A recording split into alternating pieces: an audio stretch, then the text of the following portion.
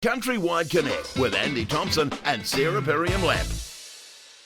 Now, we're talking about farm succession with our next guest, a topic that we cannot not talk about enough.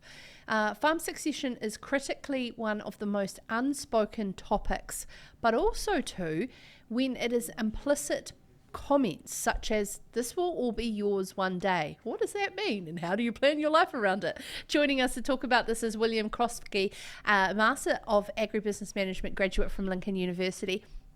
William, thank you so much for joining us on Countrywide Connect. This is a really great topic that you pulled together a piece with Chris Coughlin from Rural Coach. Could you just start by giving us a little bit of your background? Yeah, sure. Thank you very much for having me. So I grew up in Cambridge, New Zealand, on a dairy farm, which was awesome, and then went down to Christchurch to begin my university studies. Did 3 years at the University of Canterbury, doing a Bachelor of Commerce, and then 2 years at Lincoln University studying a Master's in Agribusiness Management. And currently over in Australia, working for ANZ in their Agribusiness Graduate Program. So when you were doing your Masters, the topic that you particularly picked, was that of personal interest to you? Yeah, for sure. So we do a research topic at the end of our study, and I wanted to choose something that was relevant to my situation in my life, and I could take back to the home farm and sort of implement. Decided to look at succession, and obviously succession's been talked about a lot in the last few years. So we decided to take a different angle and look at the specific communication that happens in farming families during the succession process. Or sometimes, William, the lack of communication. Yes, exactly. So one of the main findings out of my research was this concept of implicit versus explicit communication, which pretty much means implicit style communication is an indirect approach where someone has to assume the message being conveyed, and then a direct communication approach, explicit communication is more direct and the message is clear. And like you said before, it can be through those verbal cues. So farm owner and successor might be working on the farm, and the farm owner might say, "This will all be yours one day," or they might be doing a task and say, "You'll need to know how to do this one day for the future." And these comments sort of imply succession without having that direct conversation about it, and it sort of leaves both the successor and the farm owner having to assume the message being conveyed, and can create quite a lot of confusion. When you were doing your research, talking to those who work in this industry day in, day out, like Chris Coughlin at Rural Coach, what did they say they do to facilitate good open communication? Yeah, sure.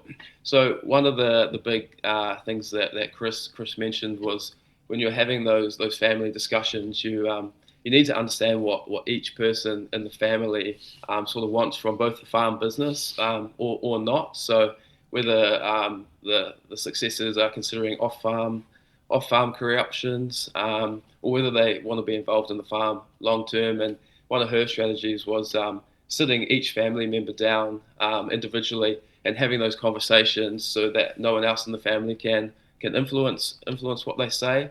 And then bringing everyone back together at the end so they can talk about what each individual sort of expects of the business, and maybe what succession might look like. Do you believe that different generations have different ways of hearing and delivering what they really are meaning?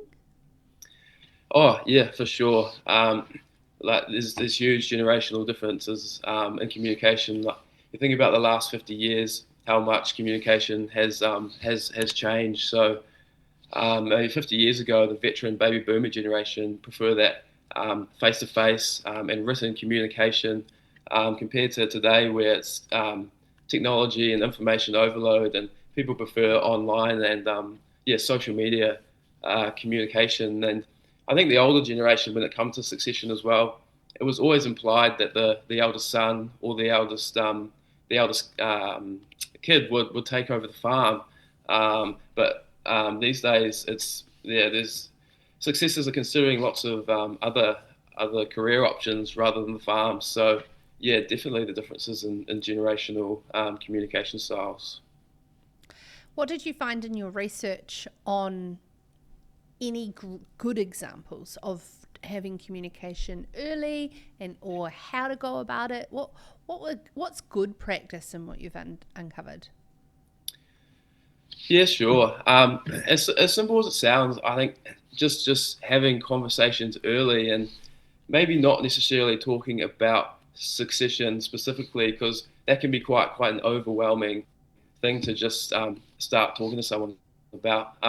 So maybe just like having those conversations about what people expect from the farm, what career options people are considering, any ideas for the farm, like the future of the farm, and then slowly bring in that succession piece. And if the farm owners want their kids or want the farm to stay in the family, for example, they need to communicate their desire.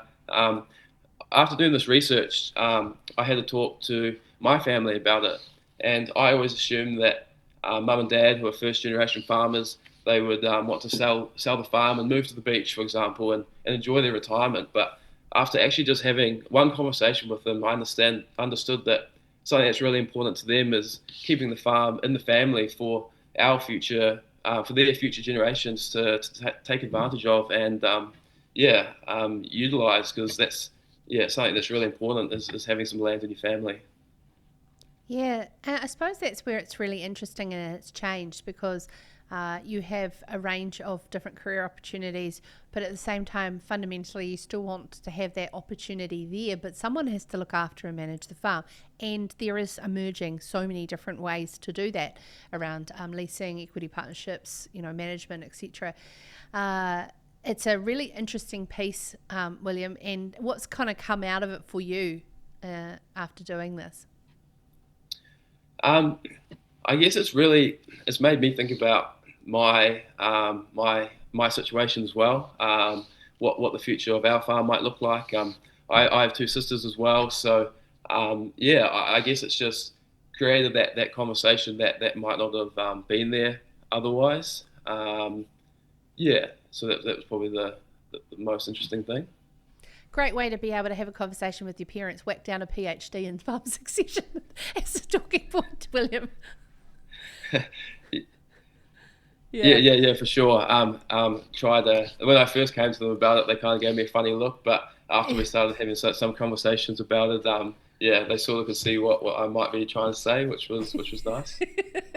Oh, that's awesome. I really appreciate your time and your honesty, William, and it's fantastic and really refreshing. And there's a really great piece by William Crofskey in our countrywide spring publication that's out soon, and you can get, of course, in retail stores.